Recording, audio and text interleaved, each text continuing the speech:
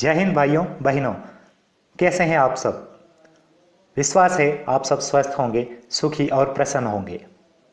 आज एक विषय है जो अक्सर सफ़ेद बाल देख करके मन में आता है कि क्या मैं बुढ़ापे की ओर अग्रसर हो रहा हूँ। कई लोग अक्सर बात करते हैं, बालों को रंग करवाते हुए दिखाई मिल देते हैं। सबके मन में रहता है कि यार काश में अभी थोड़े दिन और जवान रह जाता।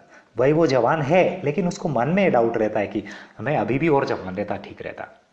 तो मित्रों, ये तो स्पष्ट है कि बुढ़ापे को हम रोक नहीं सकते, लेकिन इसके दुष्प्रभावों को हम कम कर सकते हैं और यह हमारे बस में है। शरीर में परिवर्तन तो आएगा, क्योंकि यह जीवन चक्र का भाग है।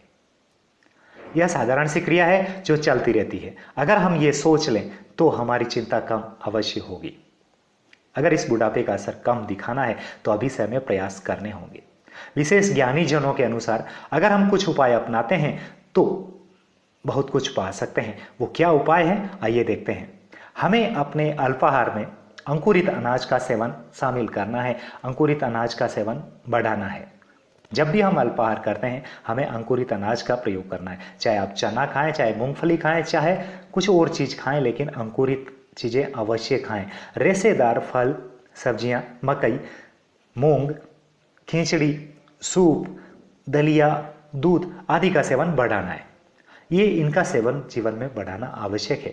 ये सब चीजें ऐसी है जो आपको हर समय पौष्टिकता ही प्रदान करेगी।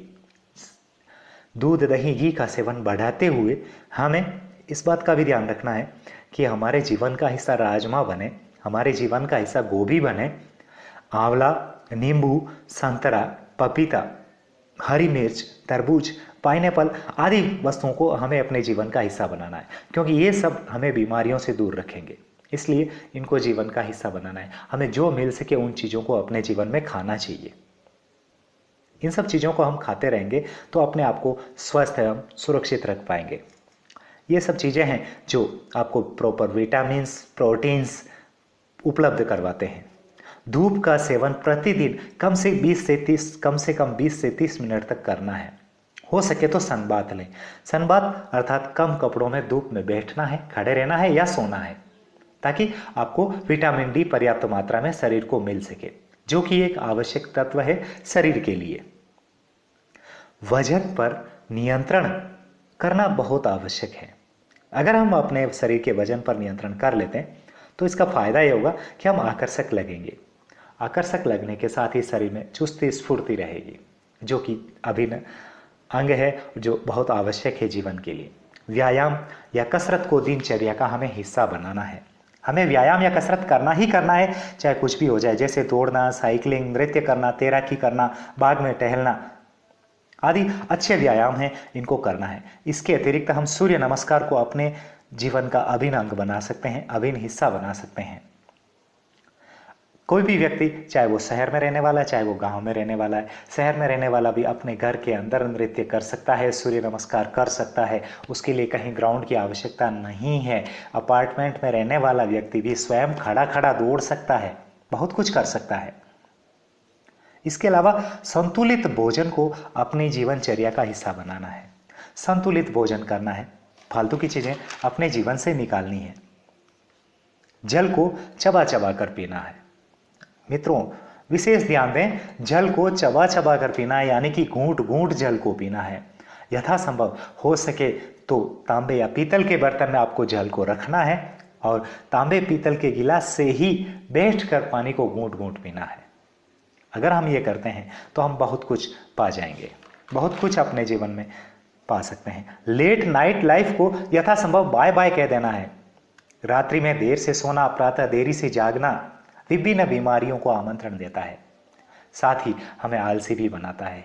हम जीवन में आलसी बनते चले जाते हैं, क्योंकि हमारी दैनिक जीवनचर्या बिगड़ चुकी होती है।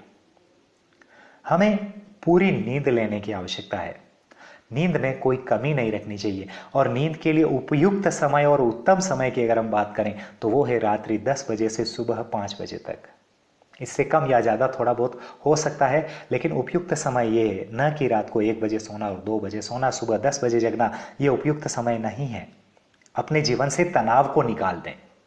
जितना ज़्यादा हम तनाव निकाल देंगे अपने जीवन से, जितने हम निश्चिंत रहेंगे, उतने ज़्यादा हम सुखी और प्रसन्न रहेंगे। इसलिए जहाँ कहीं खुश रहने का मौका मिले, खुश रहिए। दुखी होने की आवश्यकता नहीं है। जहां तक हो सके खुश रहने का प्रयास कीजिए। याद रखें, गृहस्थ जीवन अवश्य जीना है। जीवन में हम आए हैं और हम अगर पति पत्नी बने हैं, हम अपने जीवन में जीवन साथी लिए हैं, तो हमें उनको भी समय देना आवश्यक है। मित्रों, जीवन में सुख सुविधाएं कमाई जा सकती है, लेकिन समय निकलने पर गृहस्थ सुख वापस नहीं पाया जा सकता। गृहस्थ सुख का आनंद वापस नहीं लिया जा सकता। इसलिए जीवन साथी को समय देना है, आमोद प्रमोद करना है।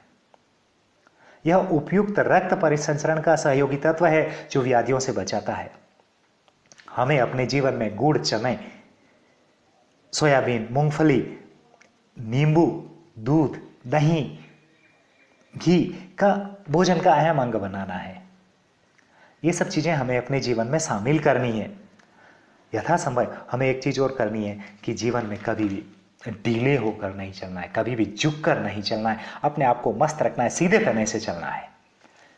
गहरे श्वास लें, लंबी श्वास लें, शरीर में रखें और उसके बाद में लंबे से छोड़ें, बहुत समय लेकर छोड़ें। हमारे पूर्वज जो 300 से 500 वर्ष तक भी जीवित रह के गए हैं, ऐसे कई उदाहरण हैं। आज भी हम कछुए के देखें, ब्लू व्हेल को देखें, बड़ और पीपल जैसे पेड़ों को देखें, तो वो लंबी श्वास लेते हैं और लंबे समय तक जीवित रहते हैं। ऐसे उदाहरण हैं, क्योंकि लंबी श्वास लेने से शरीर को शुद्ध वायु प्राप्त होती है। जीवन में सप्ताह में एक दिन उपवास अवश्य करना है। उपवास करने से हमारा शरीर बिल्कुल स्वस्थ रहता है। उसमें संतरा, नींबू, मौसमी आदि के रस का सेवन हमें अवश्य करना है। ऐसा नहीं कि हम उनका सेवन नहीं करें, केवल सूखा उपवास नहीं करना है, इन चीज़ों का रस का सेवन अवश्य करना है। इसके साथ ही जो व्यक्ति मांसाहारी हैं वो मछली खाएं या मछली तेल का प्रयोग करें। जो शाकाहारी हैं वो अलसी को विभिन्न रूपों में सेवन कर सकते हैं। अलसी का चूर्ण ले सकते हैं सुबह पानी के साथ में, अलसी को फ्राई करके ले सकते हैं, अलसी को और भी किसी रूप में ले सकते हैं। मित्रों, इन सब बातों का अगर हम ध्यान रखेंगे और अपने आप को जीवन में हर समय व्यस्त रखना है, फ्री नहीं रखना है। जितना ज़्यादा हम अपने आप को व्यस्त रखेंगे, सुखी रहने का प्रयास करेंगे, खुश रहने का प्रयास करेंगे, हम सब सुखी होंगे। जय हिंद, जय भारत।